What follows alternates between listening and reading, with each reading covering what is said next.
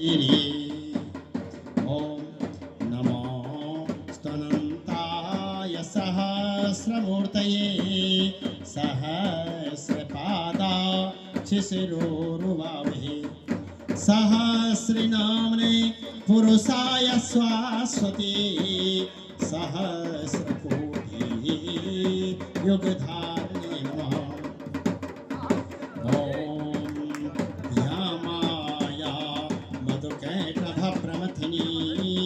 या महिषूलमोहिनी या धूम्रे जनचण्डमुण्डमथनी या रक्तबीजासनी सती शुम्भनि शुम्भदत्तदलनी या सिद्धिलक्ष्मी परा सा चण्डी नवकोटि शक्ति सहिता मां पातु सर्वेश्वरी।